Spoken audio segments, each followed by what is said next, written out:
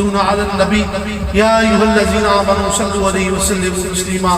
سب پڑھو الصلاۃ والسلام علیک یا سیدی یا رسول اللہ، الصلاۃ والسلام علیک یا مرشد یا حبیب اللہ، الصلاۃ والسلام علیک یا سیدی یا رسول اللہ، الصلاۃ والسلام علیک یا مرشد یا خاتم النبیین، الصلاۃ والسلام علیک یا سیدی یا رسول اللہ وعلی آلک و صحابک یا شفیع المذنبین. حاضرین محترم، برادران اسلام، برادران طریقت، میرے محترم عزیز دوستو، میرے محترم بزرگوں، عزیز دوستو اور حضرت صاحب کے پیارے بیلیوں، حاجی بوٹا صاحب کا گھر وہ گھر ہے جہاں پہ آ کر ہمیں حضرت صاحب کرنا والے سرکار رحمۃ اللہ علیہ کے گلستان کی خوشبو ہی آتی ہے.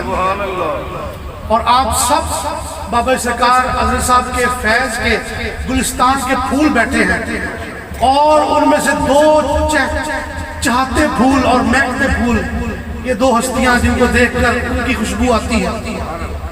تو دعا کریں اللہ اس گلستان کو اس کی مہک سمیت سلامت رکھے. آج ہم ایک بہت نیک صفت بجتی روح کی رسم چلم میں جمع ہے. میری مراد جناب عزیزم بڑے پیارے رضوان اور محمد بشر صاحب اور عثمان بھائی کی والدہ محترمہ اور ان کے والد صاحب کی بھی آج اصالہ ثواب کی محفل ہے. بات میں نے ایک چھوٹی سی روایت سنانی ہے نسبت کے حوالے سے، اور پھر بات ہم ختم کریں گے ماں باپ کے حقوق کے حوالے پر. حضرت محترم، ایک بات ذہن نشین فرما لیں کہ نیک لوگوں کی نسبت، نیک لوگوں کے ساتھ تعلق اس دنیا میں تو کام دیتا ہی دیتا ہے، آخری دنیا میں لازمی کام دیتا ہے. آپ نے یہ بات سن رکھی ہے کہ ہر شخص نے اس کی ماں کے نام سے قیامت والے دن پہچانا جانا ہے، اس کی ماں کے نام سے اٹھنا ہے. لیکن ایک روحانی میں بات سنا دوں کہ ہر بندے نے، ہر مرید نے اس کے شیخ کے نام سے پکارا جانا ہے اور اٹھایا جانا ہے. یہی وجہ ہے کہ آپ سب میں سے اب آپ نے وہ حدیث پاک میں سرکار دو عالم کی بیان کی ہوئی روایت سنی ہے کہ حضور نے فرمایا کہ بنی اسرائیل میں ایک شخص تھا جس نے 99 قتل کیے ہوئے تھے، اور وہ فتویٰ لینے گیا کسی مولوی کے پاس، خشک اللہ کے پاس، اور فتویٰ کیا، سوال کیا کہ کیا میری بخشش ہو جائے گی؟ میں نے 99 قتل کیے ہیں، 99، تو میری بخشش ہو جائے گی؟ تو آگے سے وہ فقیر نہیں تھا، وہ درویش نہیں تھا، وہ خشک مولوی تھا. اس نے اللہ کی رحمت کی بات نہیں کی، اللہ کے غضب کی بات کی. کوئی شک نہیں کہ ایک قتل بھی بہت بڑا گناہ ہے، بہت بڑا گناہ ہے. لیکن دوستو جب اس کی رحمت کی بات کریں گے نا ہم، پھر زمین سے لے کے آسمان تک گناہوں کا ڈھیر ہوگا، اس کا جو خطا کی طرح بہ جائے گا. جب اس کے فضل کی بات کریں گے، ہاں جب اس کے عدل کی بات کریں گے تو ایک ٹوٹے ہوئے ناخن کا نہیں ہم دین دے سکتے. جب اس کے فضل کی بات کریں گے تو دفتر کے دفتر دھل جائیں گے. تو دوستو وہ مولوی نے کہا تمہاری بخشش تو نہیں ہو سکتی، تم نے 99 قتل کیے ہوئے. اس نے کہا چاہنا تو میں نے جہنم میں ہے لیکن میں نے تمہیں بھی نہیں چھوڑنا. اس کو بھی قتل کر دیا. جب 100 پورے کر دیے پھر دل میں خوف آیا، یا اللہ پتہ نہیں مجھے معافی ملے گی کہ نہیں، 100 قتل میں قاتل ہوں، 100 قتلوں کا. تو کسی بندے سے پوچھا یار اللہ والا بتاؤ جو جس کی بارگاہ میں جا کے میں توبہ کروں، معافی مانگوں. اب یہ بنی اسرائیل کی بات ہو رہی ہے اور روایت کون سنا رہے ہیں؟ میرے حضور. وہ چلا، کسی بندے نے بتایا کہ جی یہاں میں قریب ہی، حدیث پاک میں لفظ آتا ہے قریب ہی ہے قریبت الصالحہ، نیک لوگوں کی بستی.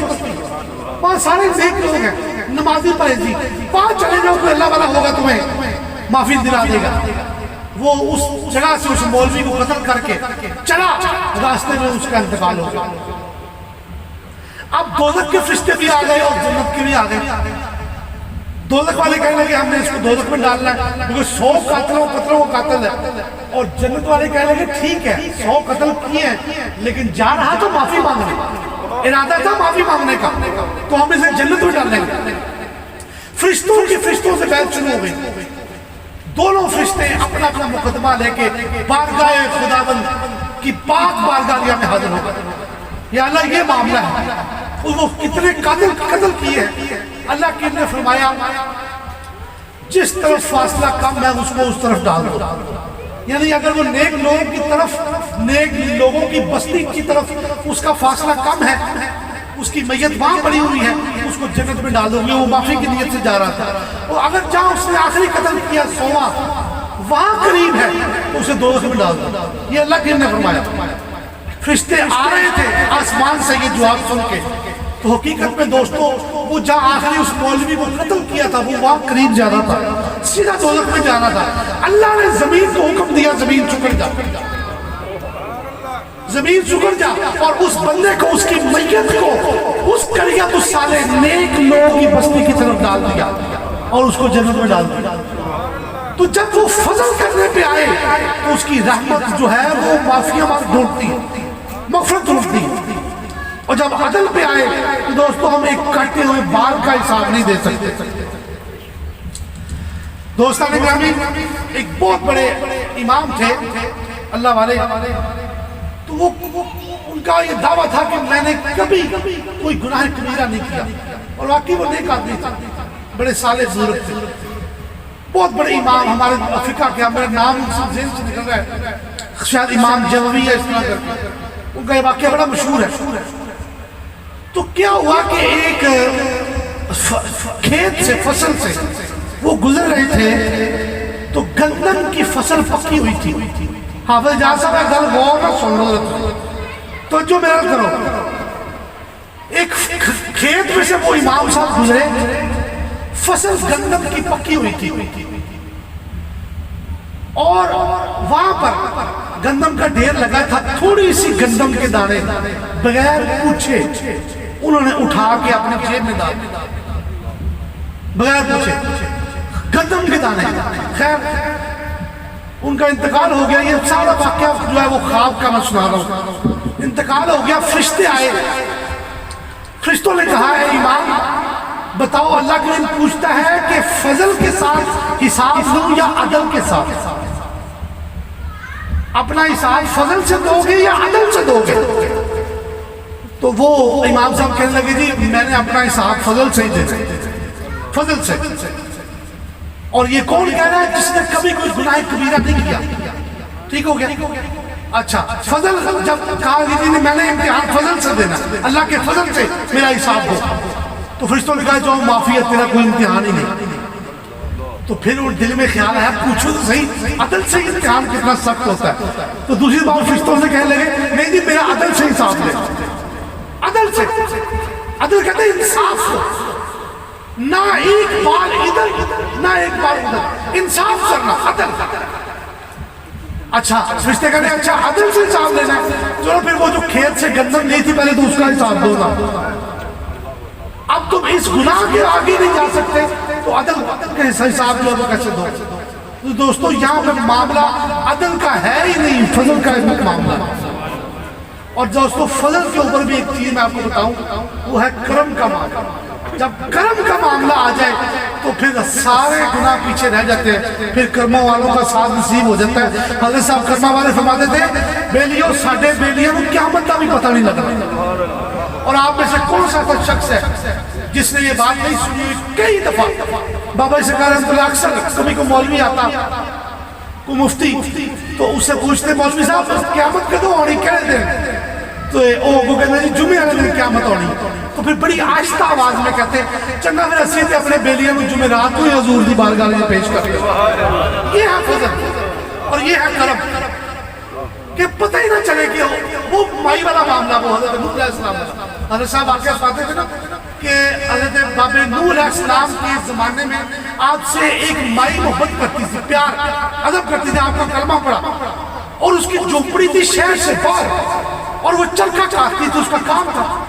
تو بابا جی حضرت نوح علیہ السلام اللہ کے نبی، انہوں نے فرمایا اماں جی طوفان آنا ہے پانی کا، ہم نے کشتی تیار کی ہے، جتنے گستاخ بے ادب ہوں گے وہ سارے غرق ہو جائیں گے، اور جو اللہ والے ہوں گے، اللہ کو مانتے ہوں گے، اس کے نبی کا کلمہ پڑھتے ہوں گے، وہ سارے بچ جائیں گے۔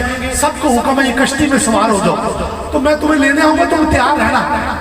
وہ مائی نے کہا ٹھیک ہے میں تیار ہوں۔ سیلاب آیا، 40 دن زمین سے پانی نکلا، 40 دن آسمان سے پانی ٹپکا، پہاڑوں کی چوٹیاں پانی کے اندر ڈوب گئی، آیا جس نے تباہ ہونا تھا تباہ ہو گیا، جس نے بچنا تھا بچ گیا، سیلاب گزر گیا۔ حضرت نوح علیہ السلام کو خیال ہی نہیں آیا کہ مائی کو بھی اطلاع دینی تھی۔ ساری دنیا دوستو زیر آب آ گئی اس سیلاب کے، تو ذہن سے نکل گیا حکمت کے طور پہ، تو سوچا پتہ تو کریں جا کے وہ مائک کا کچھ بچا بھی ہے کہ نہیں، اس کو تو ہم اطلاع دینا جو ہے وہ یاد نہیں رہا۔ تو جا کے دیکھا تو وہ مائی اپنے جھونپڑے میں چرخا کاٹ رہی تھی، اور حضرت نوح علیہ السلام کو دیکھتے ہی کہتی ہے بابا جی اس سیلاب سے تو آنا ہے۔ تو حضرت نوح علیہ السلام نے کہا بی بی وہ تو سیلاب آگے چلا بھی گیا اور تجھے خبر بھی نہیں۔ یہ قیامت بھی نوح علیہ السلام کے سیلاب کی طرح ہے، وہ آئے گا اور چلا جائے گا، گزر جائے گا، ہم نسبت والوں کو اس کو پتہ ہی نہیں چلے گا، اور گنہگار جو ہے وہ تڑپتے رہیں گے۔ ویسی بھائی آگے آگے تو حاضرین محترم آگے تشریف لیں۔ میں گزارش یہ کر رہا تھا کہ حضرت سیدنا عبداللہ ابن عباس رضی اللہ تعالیٰ عنہ بہت بڑے صحابی رسول اور نبی پاک کے چچا کے بیٹے، سکے چچا کے، خوش آمدید سر کرسی میں حضور کے سگے چچا کے بیٹے، کیا نام میں نے بتایا؟ حضرت عبداللہ ابن عباس۔ ان سے ایک بڑی پیاری روایت سنیں، فرماتے ہیں کہ ان کو قرآن پاک کا پہلا مفسر ہونے کا بھی اعزاز حاصل ہے۔ حضرت عبداللہ ابن عباس کو حضور سیدنا عمر فاروق بڑی تعریف کیا کرتے تھے، فرماتے تھے عباس کے بیٹے قرآن کا جو فہم تمہیں عطا کیا ہے اللہ نے وہ ہمیں بھی نہیں نصیب ہوا۔ یہ کون فرما رہا ہے؟ فاروق اعظم رضی اللہ تعالیٰ۔ وہ فرماتے ہیں قرآن میں 3 چیزوں کا اکٹھا ذکر آیا ہے، ہر جگہ جہاں بھی ذکر ہے 3 چیزوں کا ذکر اکٹھا آیا ہے، 3 جوڑے، 3 توینز، ان کا اکٹھا اللہ نے ذکر کیا ہے۔ وہ دونوں لازم منظوم ہے، کسی ایک کو بھی ختم کر دیں گے دوسرے کی جو ہے وہ دوسرا اس جز جو ہے وہ قبول ہی نہیں ہوگا۔ نمبر 1 اطیعوا اللہ و اطیعوا الرسول، اللہ کی اطاعت کرو اور اونچی بولو اور رسول پاک کی اطاعت کرو۔ یہ نہیں ہو سکتا کہ ہم کہہ دیں ہم نے اطاعت خدا بندی کر لی، ہم اللہ کی اطاعت کریں گے، حضور کی اطاعت کرنی نہیں، نعوذ باللہ، یہ نہیں ہو سکتا۔ حضور کی اطاعت کا انکار کریں گے تو پھر اللہ کی اطاعت بھی قبول نہیں ہوگی۔ اور یہ بھی نہیں ہو سکتا دوستو کہ ہم کہیں کہ ہم مصطفیٰ کریم صلی اللہ علیہ وسلم کی اطاعت کریں، اللہ کی اطاعت کریں ہی نہ، یہ بھی نہیں ہو سکتا۔ اللہ اور اس کے رسول کی اطاعت ایک یونٹ ہے، لازم منظور۔ نمبر 2 نماز قائم کرو اور زکوٰۃ دو۔ جہاں نماز کا ذکر آیا ہے وہاں زکوٰۃ کا ذکر لازمی آیا ہے، آپ اٹھا کے پڑھ لیں جہاں نماز کا ذکر ہے۔ اب جس پر زکوٰۃ فرض ہی نہیں ہے، وہ صاحب نصاب ہی نہیں ہے، چلے اس کو تو معافی ہے، لیکن ہم سب کاروبار والے بیٹھے ہیں، ہم سب کو اپنے اپنے زکوٰۃ کے معاملات جو ہے وہ ٹھیک کرنے چاہیے۔ اتنی ضروری ہے یہ چیز، اس کی انتہا نہیں۔ نمبر 3 اور اہم ترین چیز انشکر لی ولی والدیہ، اللہ کے نے فرمایا میرا شکر کرو اور اپنے ماں باپ کا شکر کرو۔ اور یہاں پہ ماں باپ کا شکر کرنا اطاعت والدین کا مقصد ہے، یہاں پہ بیان کیا اطاعت۔ تو دوستان گرامی، ماں باپ کا بڑا مقام ہے، عظمت والے ہیں، وہ عظیم لوگ ہیں جو اپنے ماں باپ کا ادب کرتے ہیں، خدمت کرتے ہیں، اور زمانے کے بدبخت لوگ ہیں جو ماں باپ کا بے ادب کرتے ہیں۔ ماں کی میں ایک ہی روایت سنا کے بات کو میں ختم کرنے لگا ہوں کہ حضرت بی بی مریم علیہ السلام، اللہ کی بہت بڑی برگزیدہ ہستی، ایک بہت بڑے نبی کی ماں حضرت سیدنا عیسیٰ ابن مریم، ان کی والدہ محترمہ، اور قرآن پاک میں عیسیٰ علیہ السلام کا سارا واقعہ کہ ان کو اللہ نے آسمانوں میں اٹھا لیا، تو حضرت بی بی مریم ہر وقت روتی رہتی ہے، میرا بیٹا کہاں چلا گیا، میرا بیٹا، میرا بچہ، میرا بیٹا، ایک ہی بیٹا لگتا ہے جگر، باپ کے بغیر پیدا ہونے والا بیٹا۔ اور ہمارا یہ ایمان ہے کہ وہ اب بھی چوتھے آسمان میں موجود ہے، اور قرب قیامت زمین پر تشریف لائیں گے، اور نبی کے طور پر نہیں، حضور کے امتی کے طور پر تبلیغ کریں گے اسلام۔ اور حدیث پاک میں ہے سلیب کو توڑ دیں گے، عیسائیت کو ختم کریں گے اور سارے عالم میں اسلام ہو جائے گا۔ تو وہ ہر وقت روتی تھی، اور ماں کا رونا اللہ کریم بھی برداشت نہیں کرتے۔ دوستو سن لو، ماں کی بد دعا اور ماں کی دل سے نکلی ہوئی دعا عرش کو چیر کر بارگاہ خداوند میں پہنچ جاتی۔ تو اللہ رب العزت نے فرمایا اے میرے عیسیٰ تیری ماں بہت روتی ہے، بڑی پیاری روایت ہے، جاؤ جا کر ان کو تسلی دے کے آؤ۔ اب یہ اللہ کا قانون ہے، اللہ کے قانون نہیں بدلتے، لا تبدیل لکلمات اللہ، لیکن جب اللہ تعالیٰ کی رحمت جوش میں آئے تو پھر وہ خود ہی اپنے کرم نوازی بھی فرما دیتے ہیں۔ وہ حضرت عیسیٰ علیہ السلام جنہوں نے قیامت کے قریب آنا تھا، ماں کے رونے سے وہ پہلے ہی زمین پر اترے، ماں کی قدم بوسی کی اور ماں کو عرض کیا امی جان آپ رویا نہ کریں، اب میری اور آپ کی ملاقات حشر والے دن ہوگی۔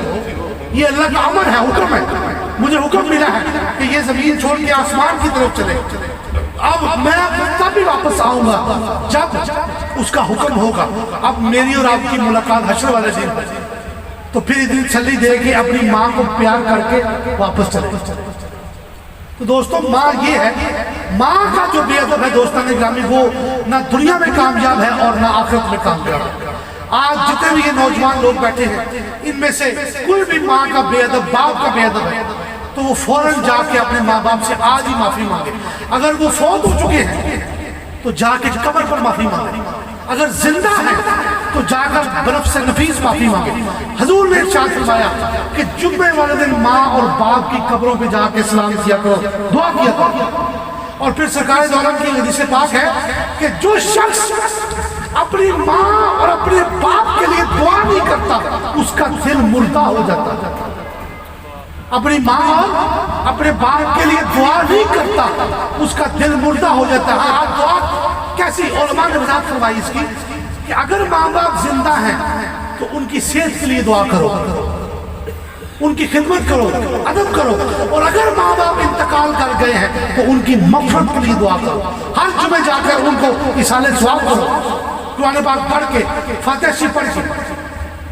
اس لیے حضور نے فرمایا کہ اے لوگوں، جس شخص نے اپنے باپ سے منہ موڑا اس نے رب سے منہ موڑا، جس نے باپ کو ناراض کیا اس نے اپنے رب کو ناراض کر دیا، جس نے اپنے باپ کو راضی کیا اس نے اپنے باپ کو اپنے رب کو راضی کر دیا۔ اب دیکھیں نا ماں باپ کی اطاعت کا کتنا فائدہ ہے۔ باپ یا ماں صبح اٹھائے بچے کو نماز کے لیے، فجر کی نماز، بیٹا اٹھ کے نماز پڑھو، بچہ نیند میں ہے تو بیٹا اٹھتا ہے، وضو کرتا ہے، نماز ادا کرتا ہے، اس کو 2 ثواب ہے، ڈبل۔ کیسے؟ ایک اس نے اللہ کا حکم مانا، نماز پڑھی، دوسرا باپ کا حکم مانا کہ باپ کے اٹھانے پر وہ نماز پڑھا۔ باپ نے اٹھایا بیٹا اٹھو، سحری کا وقت ہو گیا، روزہ رکھو، رمضان کا فرض روزہ رکھو۔ تو بیٹے نے اٹھا، اٹھ کے روزہ رکھا، نیت کی، سحری کی، تو اس کو ڈبل ثواب ہے، ایک خدا کا حکم ماننے پر اور دوسرا اپنے باپ کا حکم ماننے پر۔ تو یہ ہے انشکر لی والے والدین، اللہ کی نعمت ہے، میرا شکر ادا کرو اور اپنے والدین کا شکر ادا کرو۔ اور دوستو یہ بھی ایک اللہ کے نبی کی دعا ہے جو میں نے ابھی تلاوت کی۔ اللہ نے ہمیں قرآن میں طریقہ سکھایا دعا مانگنے کا، رب ارحمہما کما ربیانی صغیرا، یا اللہ کریم ان 2 احباب پر، میری ماں اور میرے باپ پر کرم فرما، جیسے یہ بچپن پر مجھ پر غریب نوازی کیا کرتے تھے، مجھ پر رحم کیا کرتے تھے، مجھ سے پیار کیا کرتے تھے۔ اور دوستو ماں اور باپ کا پیار اللہ کے پیار کا روپ ہے، رب کے پیار کا عکس۔ اسی طرح اس نے اپنے رحمت کی مثال دی تو ماں کے پیار کے ساتھ دی کہ میں 70 ماؤں سے زیادہ رحیم کریم ہوں۔ یہ نہیں کہا میں 70 بھائیوں سے زیادہ رحیم کریم، بھائی بھی تو بڑا پیار کرتا ہے نا۔ یہ نہیں کہا میں 70 باپوں سے زیادہ رحیم کریم، باپ بھی شفقت و فطری، شفقت کا جو ہے وہ آفتاب ہوتا ہے باپ بھی، لیکن نہیں، ماں کا مقام اس لیے زیادہ ہے کہ حضور نے 3 مرتبہ صحابی کو بھی یہی فرمایا کہ تجھ پر تیری ماں کا حق ہے، تیری ماں کا حق ہے، تیری ماں کا حق ہے۔ تو دوستو خوش قسمت ہیں وہ لوگ جن کے ماں باپ حیات ہیں، اور بدبخت ہیں وہ لوگ جو اپنے ماں باپ کی گستاخیاں اور بے ادبی کرتے ہیں۔ تو اس ضمن میں اپنے محمد رضوان مبشر صاحب اور عثمان کو، آج عثمان آیا نہیں، ان کو یہ عرض کروں گا کہ آپ حاجی بوٹا صاحب کی چھتری کے نیچے ایک سائے کے نیچے اکٹھے رہیں. اللہ کریم آپ کو آباد شاد رکھے. ہم آپ کے پاس آتے ہیں تو حضرت صاحب کی مریدوں کی خوشبو لے کے ان کے گلستان کی خوشبو لے کے آتے ہیں. تو اسی طرح یہ محفل جاری و ساری رہے, قیامت تک آپ کا ذکر خیر جاری و ساری رہے. اللہ کریم اس خاندان کو اپنے حفظ و امان میں رکھے, ہر قسم کی نظر بد شر حاصل سے محفوظ فرمائے, اور اللہ کریم ہمارے گناہوں کو معاف کر دے. اللہ کریم ان دونوں کی حاجی بوٹا صاحب اور ان کی اہلیہ کی مغفرت و بخشش فرما دے. اللہ کریم ہمارے حال میں لطف و کرم فرمائے, میری مرضوات کو اپنے بارگاہ میں قبول فرمائے. ہمیں اور ہماری اولادوں کو سرکار دو عالم شفیع معظم نور مجسم آقا دو جہاں کی محبت ادب غلامی میں رکھے, حضور کی محبت ادب غلامی میں مارے, حضور کی محبت ادب اور غلامی میں اٹھائے, اور سرکار کی شفاعت بھی ہمیں نصیب فرمائے. آمین. وآخر الدعوانا الحمدللہ رب العالمین.